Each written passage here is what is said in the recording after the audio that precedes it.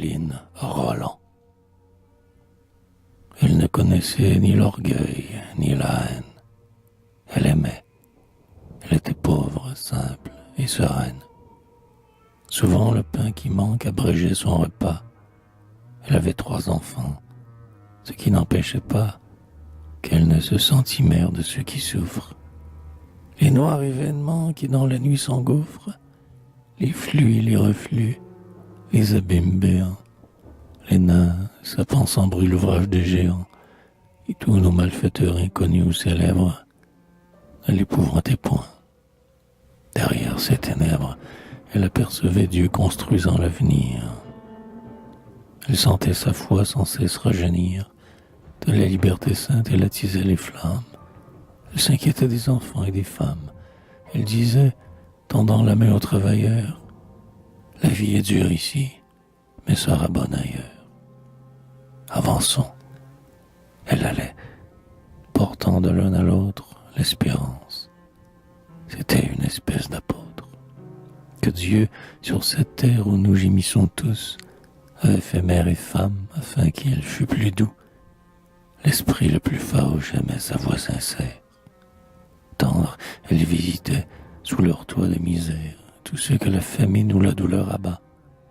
Les malades pensifs, gisant sur leur grabat. La mansarde où languit l'indigence morose.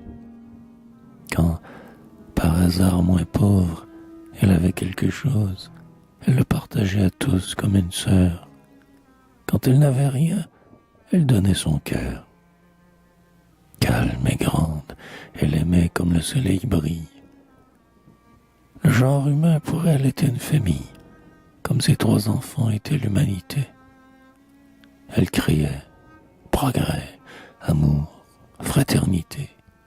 Elle ouvrait aux souffrants des horizons sublimes. Quand Pauline Roland eut commis tous ses crimes, le sauveur de l'Église et de l'ordre l'a pris et l'a mis en prison. Tranquille, elle sourit, car l'éponge de fiel plaît à ses lèvres pures. 5 mois, et subit le contact des souillures, l'oubli, le rire affreux du vice, les bourreaux, et le pain noir qu'on jette à travers les barreaux, édifiant la geôle au mal habitué, enseignant la voleuse et la prostituée. Ces 5 mois écoulés, un soldat, un bandit, dont le nom souillerait ses vers, vint et lui dit « Soumettez-vous sur l'heure au règne qui commence. Reniez votre foi, sinon pas de clémence. » L'Ambessa, choisissez. Elle dit « L'Ambessa. » Le lendemain, la grille en frémissant grinça, et l'on vit arriver un fourgon cellulaire. « Ah, voici l'Ambessa, dit-elle sans colère. Il était plusieurs qui souffraient pour le droit dans la même prison. Le fourgon trop étroit ne put les recevoir dans ses cloisons infâmes, et l'on fit traverser tout Paris à ces femmes, bras dessus, bras dessous, avec les argousins, ainsi que des voleurs et que des assassins. Les sbires les frappaient de paroles bourrues. S'il arrivait parfois que les passants des rues, surpris de voir mener ces femmes en troupeau, s'approchaient et mettaient la main à leur chapeau. L'argousin leur jetait des sourires obliques, et les passants fuyaient, disant « Fille publique ». Et Pauline Roland disait « Courage, sœur ». L'océan au bruit rauque, aux sombres épaisseurs, les emporta. Durant la rue de traversée, l'horizon était noir, la bise était glacée. Sans l'ami qui soutient, sans la voix qui répond, elle tremblait. La nuit, il pleuvait sur le pont. Pas de lit pour dormir, pas d'abri sous l'orage. Et Pauline Roland criait « Mes sœurs, courage !» Et les durs matelots pleuraient en les voyant. On atteignit l'Afrique au rivage effrayant, les sables, les déserts qu'un ciel d'airain calcine, les rocs sans une source et sans une racine.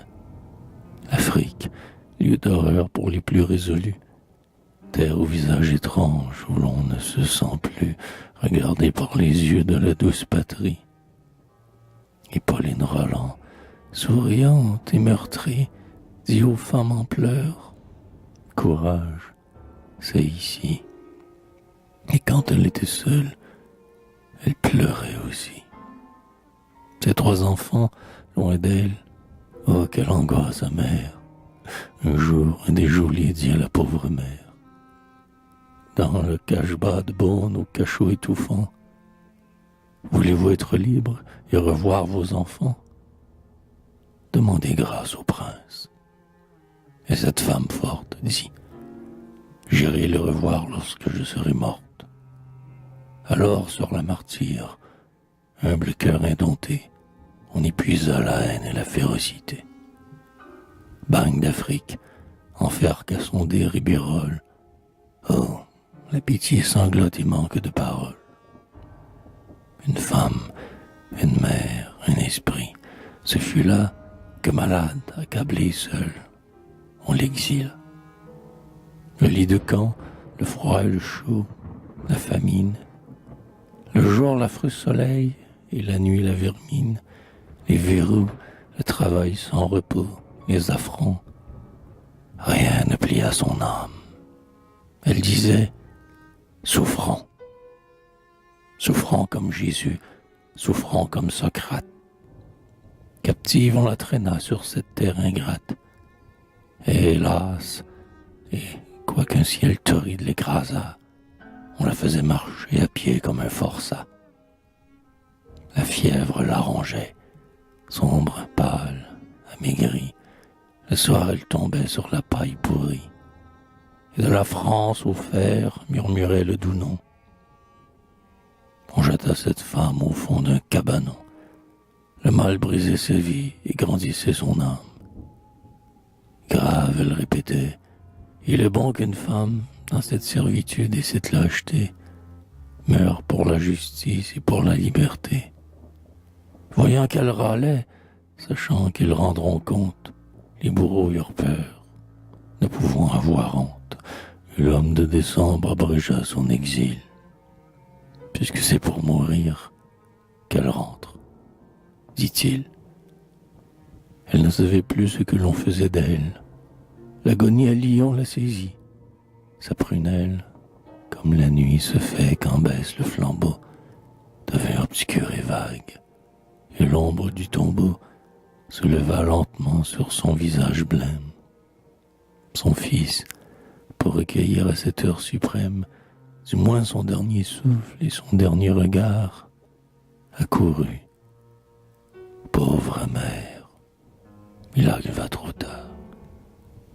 Elle était morte, morte à force de souffrance, morte sans avoir su qu'elle voyait la France et le doux ciel natal aux rayons réchauffants, morte dans le délire en criant « Mes enfants !» On n'a pas même osé pleurer à ses obsèques. Il dort sous la terre.